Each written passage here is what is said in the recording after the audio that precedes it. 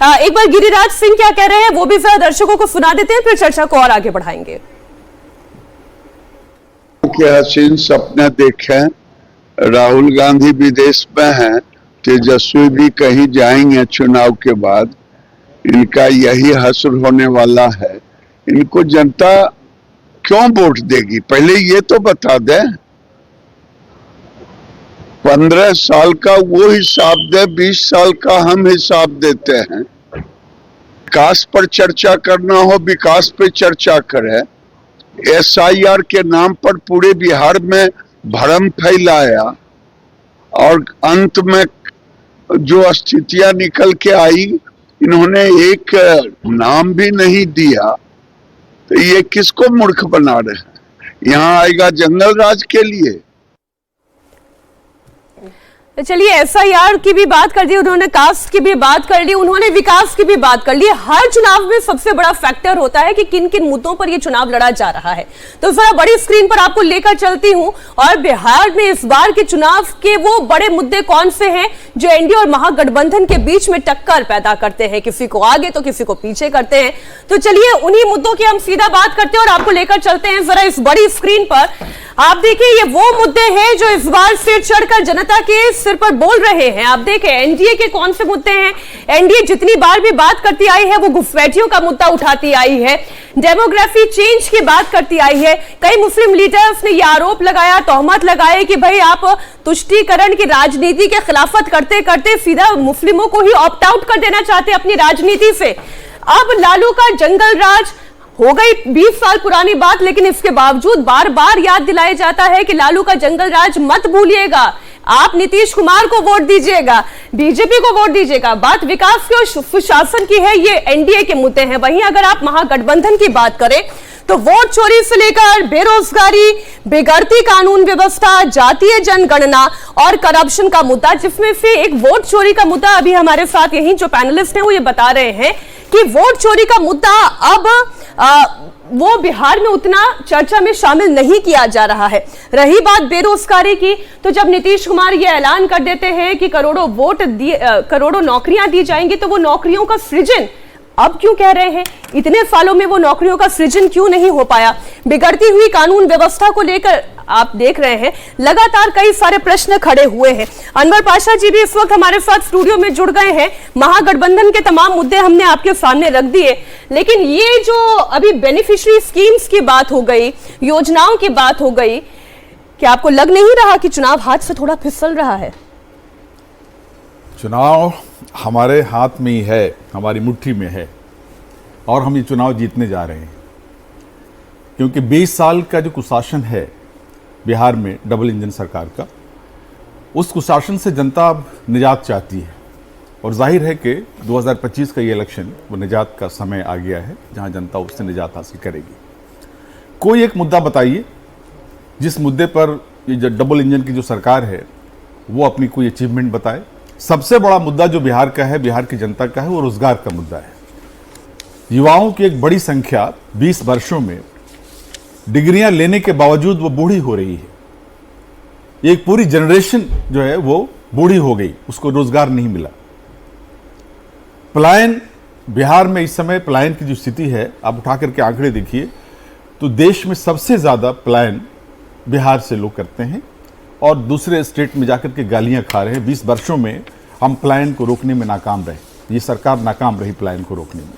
कि पलायन का इशू 20 सालों में ही पैदा हुआ या उसके पहले 15 सालों ये मैं कहना चाहूंगा कि पलायन जो है, ये बताइए पलायन शब्द का मतलब क्या होता है? पलायन का मतलब होता है भाग जाना। मीनाक्षी जी ये बताइए कि क्या पलायन जो है वो लालू राज में होता था, पलायन में लोग भागते थे। पहले का पलायन अगर है, इस 20 वर्ष में क्या हुआ? माइग्रेशन, ये पलायन नहीं है। क्या हुआ? ये आप जो प्रश्न उठा रहे हैं उसका जवाब हम जेडीयू से ले लेते हैं। मुझे कंप्लीट करने दीजिए। 20 वर्षों में पलायन का जो आंकड़ा है, क्या इसकी तरफ से आंख बंद कर लें आप? कितना आंकड़ा है सर? पहले कितना आंकड़ा है? पलायन का आंकड़ा क्या है? 20 वर्ष पहले नंबर 1 पे नहीं था पलायन बिहार में, सर आज नंबर 1 पे पलायन है बिहार में। अच्छा सर, सबसे पहले ये बताइए पलायन का मतलब क्या होता है? बच्चे पढ़ने, पलायन का मतलब क्या होता है? पलायन का 20 वर्षों में पलायन का डिक्शनरी मीनिंग क्या होता है? मैं आपसे ये पूछता हूं। वर्षों में एक कॉलेज नहीं खोला आपने। 60 इंस्टीट्यूशन खुले हैं, 60 इंस्टीट्यूशन कहते हैं। इस दुनिया में गलत फिगर लेके आते हैं। पलायन का मतलब क्या होता है, पहले आप ये बताएं। रोजगार के लिए बाहर, पलायन का मतलब क्या होता है सर? बेकार युवाओं का बाहर जाना पलायन है। और डिफिनेशन है क्या? और कोई डिफिनेशन हो सकता है? मैं बताता हूं पलायन बिहार, मैं बताता हूं। पलायन जंगल राज में होता था, जब लोग डर से और भय से भागते थे, क्राइम, वो समय पलायन का था। अब जो होता है वो माइग्रेशन है, और इन सारे प्रवासन बोलते हैं उसको।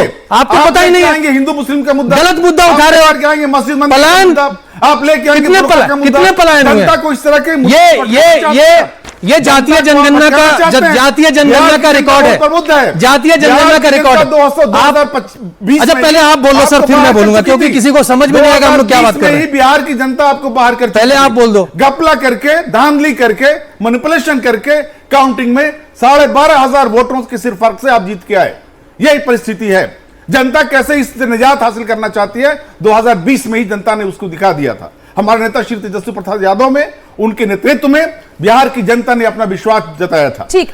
युवाओं की आशा है, बिहार की युवाओं की आशा है श्री तेजस्वी प्रसाद यादव जी। ठीक, अनवर जी और जवाब दे लेते हैं। आशा की ओर बिहार बढ़ेगा। और माइग्रेशन एक कैसे हो गया? एक नहीं है, यही तो है, अलग है। पलायन का मतलब क्या होता है? पलायन का मतलब होता है भाग जाना। और भागना किसको कहते हैं? जब आप एक तरफ से दूसरे तरफ भागते हो, वापस नहीं लौटते हो।